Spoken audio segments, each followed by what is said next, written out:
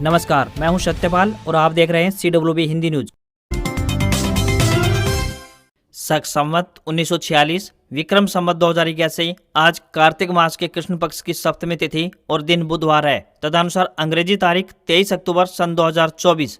सबसे पहले आज की सुर्खियां। हरियाणा के 1.5 लाख किसानों पर गिर सकती है गाज, होंगे PM किसान सम्मान निधि के दायरे से बाहर। जिला न्यायालय में आई प्रोसेस सर्वर के पदों पर भर्ती, 10वीं पास करें आवेदन।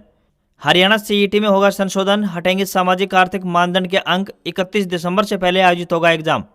हरियाणा सरकार ने छोटी दिवाली की छुट्टी की तारीख में किया बदलाव, अब इस दिन बंद रहेंगे स्कूल। हरियाणा के कॉलेजों में एडमिशन लेने का एक और अवसर, आज यानी 23 अक्टूबर तक फिर से खोला गया है पोर्टल, आज आखिरी तारीख। गुरुग्राम में वायु प्रदूषण बढ़ने से ग्रैप का दूसरा चरण लागू, इन चीजों पर लगी पाबंदियां। हरियाणा में 5 दिन छुट्टी, त्योहारी सीजन में छुट्टियों की मौज। 30 अक्टूबर को छोटी दिवाली, तो वहीं 4 नवंबर को खुलेंगे स्कूल। डेरा मुखी राम रहीम की बड़ी मुश्किलें, सरकार ने दी बेअदबी मामलों में केस चलाने की मंजूरी, 4 दिन पहले सुप्रीम कोर्ट ने हटाया था स्टे। महाराष्ट्र विधानसभा चुनाव सीट शेयरिंग तय, कांग्रेस 100 से 105 तो शिवसेना उद्धव 96 से 100, NCP शरद 80 से 85 सीटों पर लड़ेगी, आज हो सकता है ऐलान। बजाज पल्सर N125 भारत में लॉन्च, कीमत 94,707 रुपए से शुरू। बाइक में fully digital LCD screen, 125 CC segment की सबसे पावरफुल बाइक का दावा। रूस में चीनी राष्ट्रपति से मिलेंगे PM मोदी, आज 2 साल बाद मुलाकात होगी। दोनों नेता ब्रिक्स समिट के लिए रूस के कजान शहर में हैं। और साइक्लोन दाना 25 अक्टूबर को ओडिशा बंगाल के तट से टकराएगा। बेंगलुरु में 6 घंटे में 6 इंच बारिश। साउथ ईस्ट रेलवे की 150 से अधिक ट्रेनें कैंसिल। और अब खबरें विस्तार से। हरियाणा में पिछले काफी दिनों से मौसम परिवर्तनशील बना हुआ है। सुबह और शाम के समय गुलाबी ठंड दस्तक दे चुकी है, हालांकि दिन के समय गर्मी का एहसास भी हो रहा है। मौसम विभाग द्वारा आगे भी 4 से 5 दिनों तक इसी प्रकार का मौसम बना रहने का अनुमान जताया गया है। इस महीने के खत्म होने तक तापमान में और ज्यादा गिरावट देखने को मिलेगी और ठंड का मौसम शुरू हो जाएगा। विभाग द्वारा दी गई जानकारी के अनुसार 24 अक्टूबर से मौसम करवट ले सकता है। पाकिस्तान की तरफ से आने वाली उत्तर पश्चिमी हवाओं और पहाड़ी इलाकों में पाला गिरने से तापमान में एकदम से गिरावट भी देखी जा सकती है। आने वाले 6 दिनों में न्यूनतम और अधिकतम तापमान के बीच 3 से 4 डिग्री सेल्सियस की गिरावट देखने को मिल सकती है। डिस्ट्रिक्ट एंड सेशन जज रेवाड़ी में प्रोसेस सर्वर के पदों पर भर्ती के लिए आवेदन मांगे गए हैं। ये भर्तियां अस्थायी आधार पर की जा रही हैं। जो भी उम्मीदवार इन पदों के लिए इच्छुक हैं, वह अपने आवेदन भेज सकते हैं। आवेदन करने की अंतिम तिथि 4 नवंबर 2024 है। इंटरव्यू की तिथि 16 से 22 नवंबर 2024 है। इंटरव्यू का समय और स्थान जिला न्यायालय रेवाड़ी प्रातः 10 बजे का रहेगा। इंटरव्यू 1:30 बजे से शुरू होंगे। इन पदों के लिए उम्मीदवार हिंदी या पंजाबी विषय सहित 10वीं पास होने चाहिए। किसी भी वर्ग के उम्मीदवारों को कोई भी आवेदन शुल्क जमा नहीं करना होगा। न्यूनतम आयु 18 वर्ष और अधिकतम आयु 42 वर्ष रहेगी। इन पदों के लिए आपको ऑफलाइन आवेदन भेजने होंगे। हरियाणा कर्मचारी चयन आयोग यानी HSSA की तरफ से 17 अक्टूबर को लगभग 24,000 पदों का परिणाम जारी किया गया। इन पदों पर ग्रुप नंबर 56, 57, 1 व 2 और हरियाणा पुलिस इत्यादि शामिल थे। इन सब के साथ एक और ग्रुप का रिजल्ट आना था, लेकिन हरियाणा कर्मचारी चयन आयोग की तरफ से कॉमर्स ग्रुप का परिणाम जारी नहीं किया गया। इस ग्रुप में विभिन्न कैटेगरी के लिए लगभग 1300 पद हैं। ऐसे में यह युवा भी अपने परिणाम का इंतजार कर रहे थे। एक कोर्ट केस के चलते इनका परिणाम जारी नहीं किया गया है। ऐसे में अब युवाओं की तरफ से मांग उठाई जा रही है कि जल्द से जल्द उनके ग्रुप का परिणाम जारी किया जाए, ताकि उन्हें भी नौकरी मिल सके। कॉमर्स ग्रुप का पेपर देने वाले उम्मीदवारों ने मांग किया कि LDC पद रिजल्ट पर रोक है, लेकिन अन्य पदों पर रोक नहीं है। ऐसे में LDC पदों को छोड़कर शेष पदों का रिजल्ट घोषित किया जाए। वहीं हरियाणा कर्मचारी चयन आयोग ने बताया कि यह सही है कि LDC रिजल्ट पर रोक है, चूंकि पूरे ग्रुप का एक पेपर हुआ है, इसलिए पूरे ग्रुप का रिजल्ट घोषित नहीं किया गया है। आयोग ने यह भी कहा है कि जब रिजल्ट से रोक हटेगी तभी कॉमर्स ग्रुप का रिजल्ट घोषित किया जाएगा। किसी पुराने केस के कारण कॉमर्स ग्रुप का रिजल्ट जारी नहीं हो पाया है। आने वाली 25 अक्टूबर को कोर्ट में इस बारे में सुनवाई होनी है। ऐसे में युवा आस लगाए बैठे हैं कि 25 तारीख को यह मामला सुलझ जाए और उनका भी परिणाम आ जाए। हरियाणा सरकार ने छोटी दीपावली की छुट्टी की तारीख में बदलाव किया है। शिक्षा निदेशालय ने नोटिस जारी कर सभी जिला शिक्षा अधिकारियों को आदेश दिया है। सभी स्कूलों में छोटी दिवाली की छुट्टी अब 31 अक्टूबर की बजाय 30 अक्टूबर को रहेगी। इससे पहले प्रदेश सरकार ने आदेश जारी कर दिवाली की छुट्टी की तारीख में बदलाव किया था। राज्य में दीपावली पर्व के मौके पर 1 नवंबर 2024 की बजाय अब 31 अक्टूबर 2024 को राजपत्रित अवकाश घोषित किया गया है। इस संबंध में राज्य सरकार की ओर से अधिसूचना जारी की गई है। हरियाणा सरकार की ओर से जारी अधिसूचना के मुताबिक राज्य सरकार के सभी विभागों, बोर्डों, निगमों, शैक्षणिक और अन्य संस्थानों में दीपावली पर्व के अवसर पर यानी 31 अक्टूबर 2024 को राजपत्रित अवकाश रहेगा। अंतर्राष्ट्रीय पहलवान और पूर्व मुख्यमंत्री भूपेंद्र सिंह हुड्डा के समर्थक बजरंग पूनिया ने मंगलवार को दिल्ली स्थित कांग्रेस मुख्यालय में कांग्रेस के किसान प्रकोष्ठ के कार्यकारी अध्यक्ष का पदभार ग्रहण कर लिया। इस दौरान कांग्रेस महासचिव कुमारी सैलजा, वीरेंद्र सिंह, अखिल भारतीय किसान कांग्रेस के राष्ट्रीय अध्यक्ष सुखपाल सिंह खैरा, विधायक विनेश फोगाट मौजूद थे। खास बात ये रही कि इस दौरान न तो पूर्व सीएम भूपेंद्र सिंह हुड्डा मौजूद रहे और न ही सांसद दीपेंद्र हुड्डा। हुड्डा पिता पुत्र ने ही बजरंग पूनिया और विनेश फोगाट को कांग्रेस ज्वाइन करवाई थी और विनेश को जुलाना से टिकट भी दिलवाया था। पूनिया को बीते 6 सितंबर को किसान कांग्रेस का कार्यकारी अध्यक्ष नियुक्त किया गया था। पूनिया ने कहा कि वे किसानों के मुद्दों को जोर शोर से उठाएंगे और किसानों के साथ गलत नहीं होने देंगे।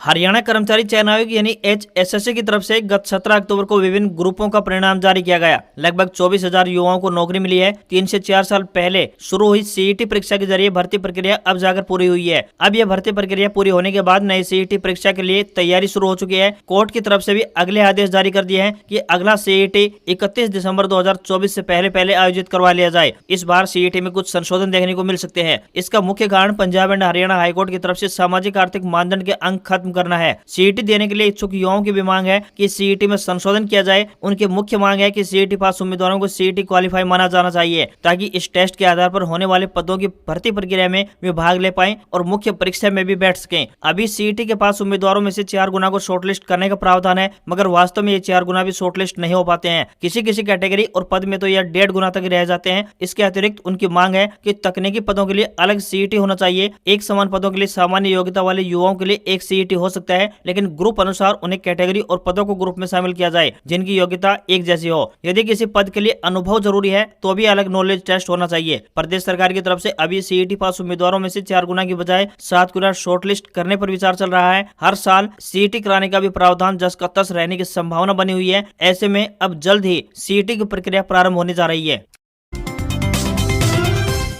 राष्ट्रीय राजधानी दिल्ली से सटे गुरुग्राम में प्रदूषण का स्तर खतरनाक श्रेणी में पहुंच चुका है। इसको लेकर अब वायु गुणवत्ता प्रबंधन आयोग ने ग्रैप का दूसरा चरण लागू कर दिया है। इसके साथ ही अब पहले चरण की पाबंदियों के साथ साथ दूसरे चरण के प्रतिबंध भी लागू हो जाएंगे। वहीं नगर निगम और गुरुग्राम मेट्रो डेवलपमेंट अथॉरिटी यानी GMDA द्वारा प्रदूषण से निपटने के नाम पर कोई अभी खास इंतजाम नहीं किए गए हैं। सड़कों पर धूल और मिट्टी जमी हुई है। साथ ही निर्माण साइटों पर खुले में निर्माण सामग्री भी रखी जा रही है। मैकेनिकल रोड स्वीपिंग मशीनों से सफाई के नाम पर केवल खानापूर्ति हो रही है। शहर में जगह जगह मलबे के ढेर लगे हुए हैं और इसका निपटान अभी तक नहीं किया जा रहा है। हवा जहरीली होने से लोगों को खुली हवा में सांस लेना दूभर हो गया है। खासकर बच्चों और बुजुर्गों को ऐसे हालातों में और ज्यादा परेशानी का सामना करना पड़ता है। सांस के मरीजों की परेशानी बढ़ गई है। ग्रैप 2 की पाबंदियों की बात करें तो उद्योगों में डीजल संचालित जनरेटरों के चलाने पर पाबंदी को सख्ती से लागू करना अनिवार्य किया गया है। वहीं सड़कों पर धूल को उड़ने से रोकने के लिए पानी का छिड़काव करना होगा। वहीं CNG, इलेक्ट्रिक बस और मेट्रो सेवाओं का विस्तार किया जाएगा। सोसाइटियों में सुरक्षा कर्मियों के लिए हीटर उपलब्ध करवाना होगा।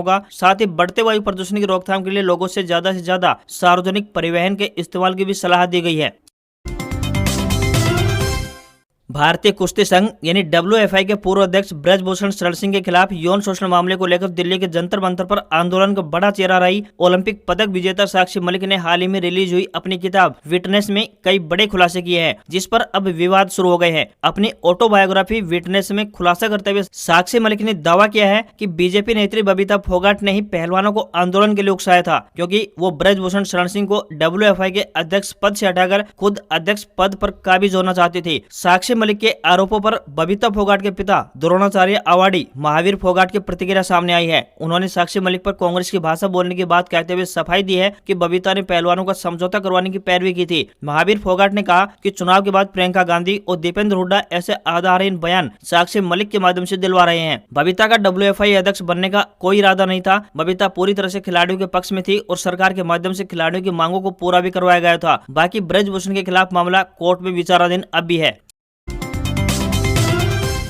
त्योहारी सीजन पर आमजन को महंगाई की मार से बचाने के लिए केंद्र सरकार ने एक बड़ा फैसला लिया है। आम आदमी को महंगाई से राहत देने के उद्देश्य से केंद्र की मोदी सरकार 23 अक्टूबर यानी आज से भारत ब्रांड के दूसरे चरण की शुरुआत करने जा रही है। इसके तहत सरकार लोगों को सस्ते भाव पर दाल, चावल और आटा उपलब्ध करवाएगी। बता दें कि भारत ब्रांड के दूसरे चरण में इस बार सस्ती दरों पर 2 और दालें यानी चना और मसूर भी सस्ती दरों पर मिलेंगी। शुरुआत में 4 राज्यों के अंदर NCCF की वैन लोगों को ये चीजें उपलब्ध करवाएगी। वहीं अगले 10 दिनों में ये वैन पूरे देश में खाने पीने की इन चीजों को बेचेगी। भारत आटा का 10 किलोग्राम बैग 300 रुपए में मिलेगा। भारत चावल का 10 किलोग्राम बैग 340 रुपए में उपलब्ध रहेगा। भारत चना दाल की बिक्री 70 रुपए प्रति किलो के हिसाब से होगी, तो चना साबुत के 1 किलोग्राम पैकेट के लिए 58 रुपए देने होंगे। वहीं मसूर दाल 89 रुपए प्रति किलो मिलेगी। 1 किलो मूंग दाल के लिए 107 रुपए देने होंगे, जबकि मूंग दाल साबुत की कीमत 93 रुपए रखी गई है। भारत ब्रांड के ये प्रोडक्ट नेफेड, एनसीसीएफ और केंद्रीय भंडार के माध्यम से खरीदे जा सकते हैं। वहीं स्पेशल वैन संचालित कर इन प्रोडक्ट को आमजन तक भी पहुंचाया जा रहा है।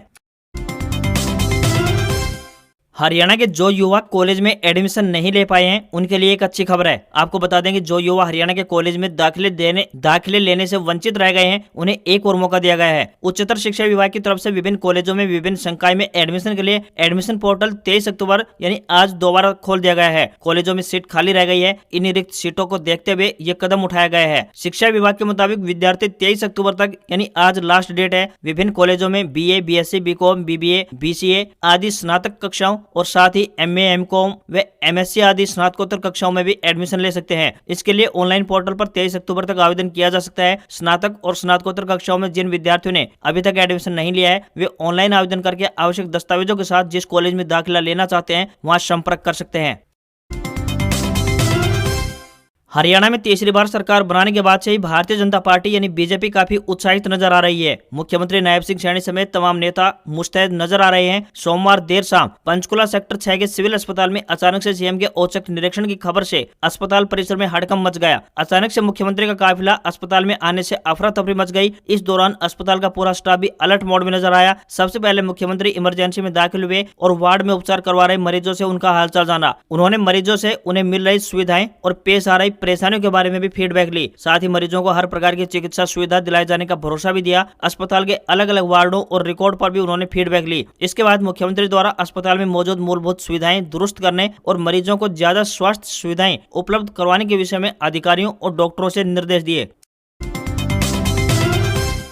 हिंदू धर्म में भाई दूज के त्योहार को विशेष महत्व प्राप्त है। यह त्योहार हर साल कार्तिक मास के शुक्ल पक्ष की द्वितीय तिथि के दिन मनाया जाता है। भाई दूज को बहन और भाई के प्रति विश्वास और प्रेम का पर्व माना जाता है। इस शुभ दिन पर बहनें अपने भाई का तिलक कर लंबी आयु और सुख समृद्धि की कामना करती हैं। अब की बार भाई दूज को लेकर लोगों के बीच काफी कंफ्यूजन बना हुआ है कि भाई दूज 2 नवंबर को है या फिर 3 नवंबर को। तो आपको बता दें कि वैदिक पंचांग के अनुसार कार्तिक मास की द्वितीय तिथि 2 नवंबर को रात 8:21 पर शुरू हो रही है और इस तिथि का समापन 3 नवंबर को रात 10:05 पर हो रहा है। उदय तिथि के अनुसार भाई दूज 3 नवंबर को मनाया जाएगा। भाई दूज के पावन पर्व को भाई और बहन के प्रेम का प्रतीक माना जाता है। यह त्योहार भाई बहन के पवित्र रिश्ते को और भी मजबूत बना देता है।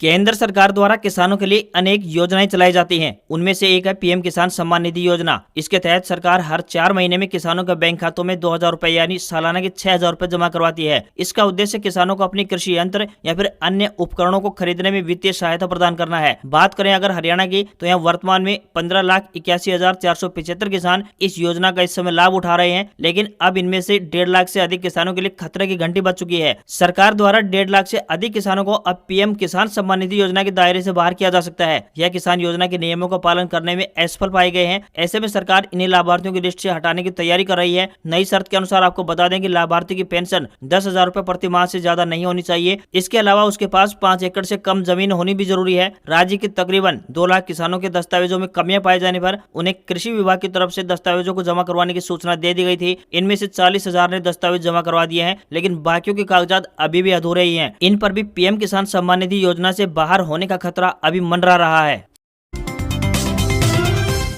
हरियाणा में 5 दिन छुट्टी रहेगी। त्योहारी सीजन में प्रदेश के कर्मचारियों के लिए यह राहत की खबर है। प्रदेश के स्कूलों में 5 दिन की छुट्टी रहेगी। शिक्षा विभाग के कर्मचारियों को लगातार 5 अवकाश मिलेंगे, जबकि अन्य विभागों के कर्मचारियों को लगातार 4 छुट्टियां मिलेंगी। शिक्षा निदेशालय ने अब छोटी दीपावली के मौके पर 30 अक्टूबर को भी छुट्टी घोषित कर दी है। साथ ही 31 अक्टूबर को दिवाली, 1 नवंबर को हरियाणा दिवस और 2 और 3 नवंबर को शनिवार और रविवार के चलते छुट्टी रहेगी। दिवाली के अवकाश को लेकर 31 अक्टूबर या 1 नवंबर को लेकर भ्रम की स्थिति बनी हुई थी। अब हरियाणा सरकार की तरफ से नए आदेशों को लेकर अधिसूचना जारी कर दी गई है। नए आदेशों के मुताबिक 23 अक्टूबर को छोटी दिवाली और 31 अक्टूबर को दिवाली के अवसर पर राजपत्रित अवकाश रहेगा।